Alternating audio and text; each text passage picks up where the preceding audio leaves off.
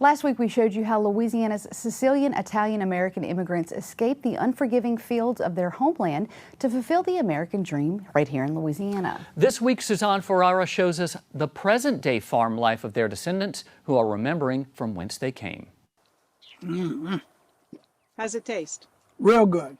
They are among the last surviving commercial farmers, spawned from Italian and Sicilian immigrants who collectively played a fundamental role in Louisiana's agricultural and economic history. That was my great-grandparents that came from Utica. My great-great-grandfather in 1865. Well, when they came here, they settled right here.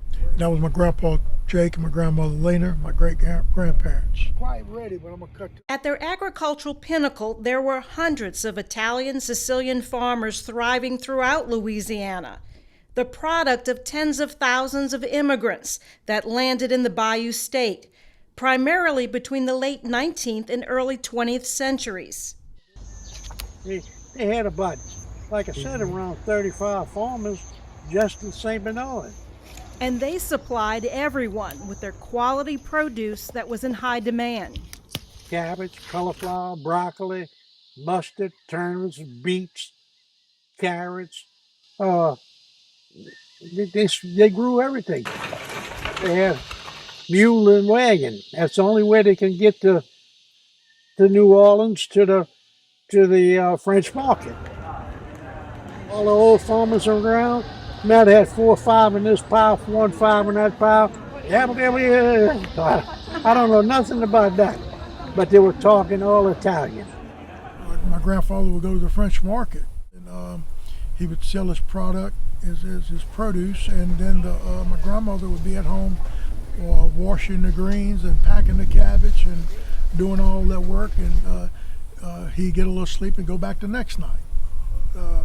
And that wasn't easy to do that. And they are the living testaments of the principles instilled in them. Treat everyone the way that you want to be treated. Tell the truth when somebody asks you something. Be truthful about it. Not only did they work alongside their immigrating grandfathers, but some worked and remembered their great-grandfathers as well. When he was in the field, he used his hands. He was a serious person. You had to do things right. You didn't do nothing wrong. You did it right. It was just something you never forget. As children, they absorbed all that their blood lovingly passed down, as their patriarchal ancestors paved the way for their future success with utter determination, and gave their seemingly small wings the power to fly. What sticks in my mind today, his name was Frank. He was 6 foot tall. We were packing tomatoes. And my first job was to nail 2 wooden slats on top of the box. Every once in a while I'd hit my finger and I said, I'm quitting. And he would tell me, boy, you can't quit this job. You can hit your finger a dozen times. You still can't quit. I said, well, I can't quit because you own part of this. I remember this like it was yesterday. And they were even more closely connected, virtually inseparable, with their fathers, as young as 4 years old, 5 years old. Was he teaching you then? Oh yeah, he was teaching me what to do. You were watching it, huh? Oh, I watched my father, everything he did on the farm. theirs was a bond so profound that even though their forefathers are no longer physically here, they still call on them for advice or just to talk.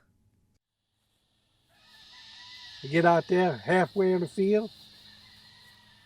I said, Pop, help me get to the other end. Before you know it, I'm at the other end.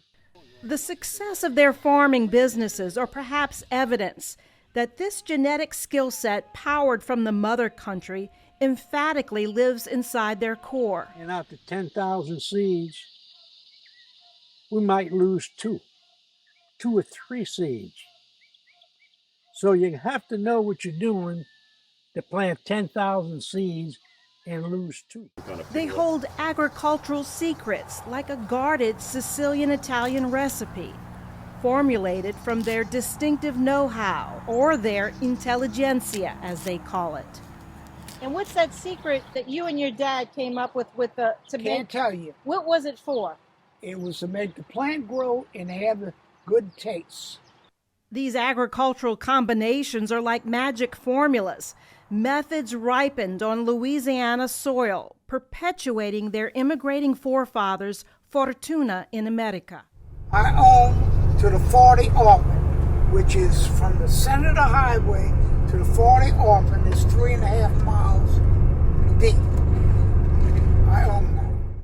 Like the progression of their ancestral forefathers who worked, rented, and then owned land, these progenies' farming businesses continue to evolve. I could see the future of vegetables going downhill. I got in the tree business in 1970, and we've been growing every year after that. Everything I owned here, everything I bought around here, I slaved for it. We own about 500 acres of farmland. At one time, we leased a good bit of land. It was up to 750 acres. As of now, we still have enough facilities to do the job for that amount of acreage.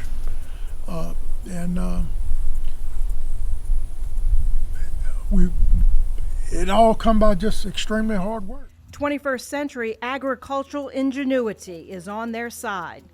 The work is easy. You could pan over there and see those tractors running, the diesel fuel burning, and tractors getting the work done. But back then, it was mules and plows, and handwork. What would great-grandfather Salvatore Renazza say to you today if he looked around? If he looked around, he would be astonished. He could not envision what is taking place. What would they say? Sit back in and enjoy it and laugh. He says, I didn't think you can do it, but you did it. Because I had good teachers.